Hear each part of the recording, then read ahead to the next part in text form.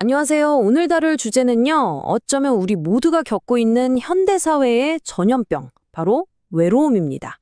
그런데 그 해답을 좀 뜻밖의 곳에서 찾아보려고 해요. 아주 오래된 율법 조항에서요. 이게 무슨 소리냐고요? 자, 지금부터 함께 파헤쳐 보시죠. 자, 화면에 뜬 이 숫자 15. 이게 대체 뭘까요? 네, 바로 이거예요. 만성적인 외로움이 우리 건강에 미치는 위험이요. 매일 담배를 15개씩 피우는 것과 똑같다는 겁니다. 2017년에 나온 보고서 내용인데요. 와, 이건 그냥 좀 쓸쓸하다, 이런 감정의 문제가 아니라는 거죠. 말 그대로 우리 생명을 위협할 수 있는 아주 심각한 문제라는 뜻입니다. 이게 어느 한 나라만의 얘기가 아니에요. 영국 같은 경우는요, 2018년에 세계 최초로 외로움부 장관까지 만들었어요. 그만큼 심각하다는 거죠. 우리나라는 어떨까요? 2023년 조사를 보니까 국민 2명 중 1명이 외롭다고 느낀대요. 이건 전 세대를 아우르는 정말 거대한 사회 현상이 된 거죠. 자, 그럼 이런 생각이 들죠. 아, 외로우니까 결혼하면 좀 나아지려나? 많은 분들이 아마 그렇게 생각하실 거예요. 그런데요, 오늘 우리가 깊이 들여다볼 이 분석은요, 전혀 다른 이야기를 하고 있습니다. 여기 오늘 분석의 바탕이 된 자료에 나오는 한 여성의 고백이 있습니다. 들어보세요. 이 세상에 제 속을 터놓을 사람이 한 명도 없는 것 같아요. 솔직히 결혼하니 더 외로워요. 와, 결혼하니 더 외롭다. 이 한마디가 정말 많은 걸 생각하게 하죠.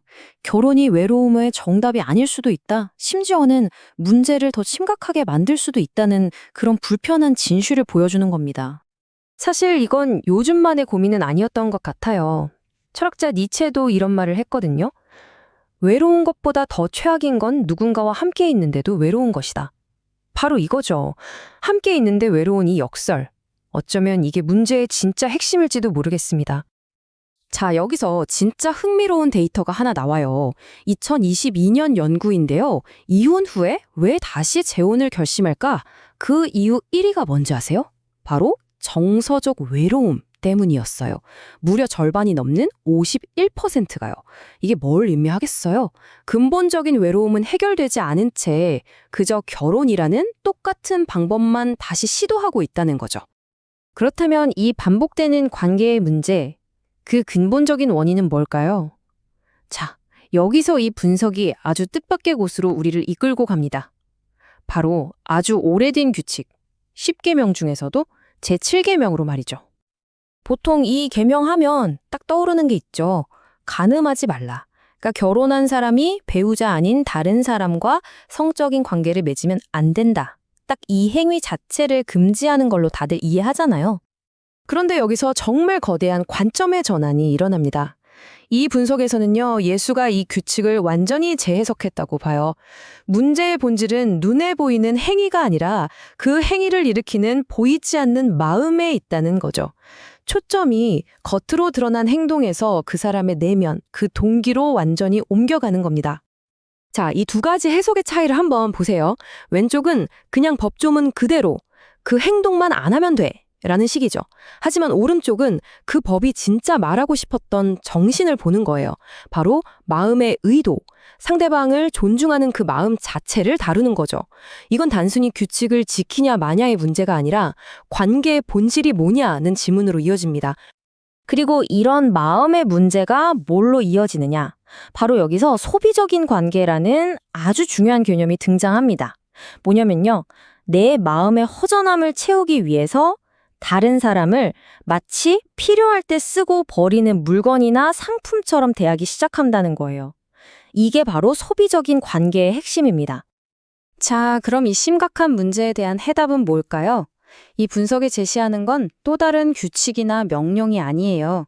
오히려 하나의 이야기를 통해서 우리에게 건네는 따뜻한 초대에 가깝습니다.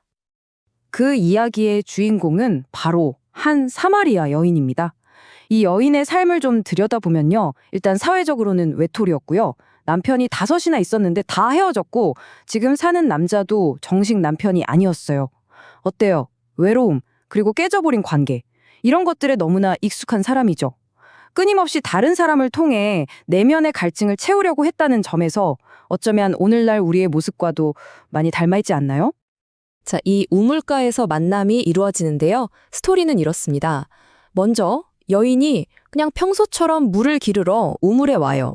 육체적인 갈증을 해결하려고요. 그런데 거기서 만난 낯선이가 갑자기 영원히 목마르지 않는 물을 주겠다고 제안하는 거예요. 더 깊은 차원의 갈증, 바로 영적인 갈증에 대한 이야기죠. 처음엔 의심하던 여인이 결국 그의 말을 믿게 되고요. 그리고 정말 놀라운 일이 벌어집니다. 마지막에 자기한테는 생계수단이나 마찬가지였을 그 물동이를 그냥 내버려 두고 마을 사람들에게 이 이야기를 전하러 달려갑니다. 여기서 이 버려진 물동이가 정말 중요한 상징이에요. 이게 뭘 의미할까요? 바로 그동안 외로움을 달래려고 임시방편으로 써왔던 낡은 방법들. 우리가 앞에서 얘기했던 바로 그 소비적인 관계를 이제는 뒤로 하고 진짜 해결책을 찾았다는 뜻입니다. 자, 그럼 이제 이 모든 이야기의 핵심을 한번 정리해 볼까요? 이 분석이 궁극적으로 우리에게 말하고 싶은 건 뭘까요? 결론은 이 두 가지 관계 방식의 선명한 차이로 나타납니다. 한쪽은 소비적 관계예요. 이건 철저히 내 필요에 따라서 사람을 만나고 필요가 없어지면 언제든 버릴 수 있는 자기중심적인 관계죠. 반면에 다른 한쪽은 언약적 관계입니다. 이건 깨지지 않는 약속을 바탕으로 서로를 존중하고 나를 내어주는 관계예요. 상대를 나의 필요를 채우는 수단이 아니라 그 자체로 소중한 목적으로 대하는 거죠. 그러니까 핵심은 이거예요. 가늠하지 말라는 계명이 그냥 이거 하지 마 하는 차가운 금지 조항이 아니라는 겁니다. 그게 아니라 우리를 이런 언약적 관계, 더 깊고 완전한 관계로 들어오라는 따뜻한 초대장이라는 거죠. 훨씬 긍정적인 의미가 숨어 있었던 거예요.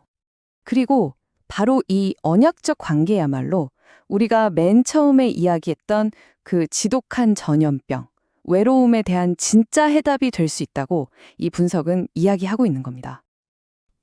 오늘 이야기를 마무리하면서 여러분께 마지막 질문을 하나 던지고 싶습니다. 지금 여러분의 관계는 어떤가요? 서로의 필요를 채우기 위해 소비되고 있나요? 아니면 서로를 소중히 여기며 함께 세워지고 있나요? 우리 모두가 한 번쯤 깊이 생각해 볼 문제가 아닐까 싶습니다.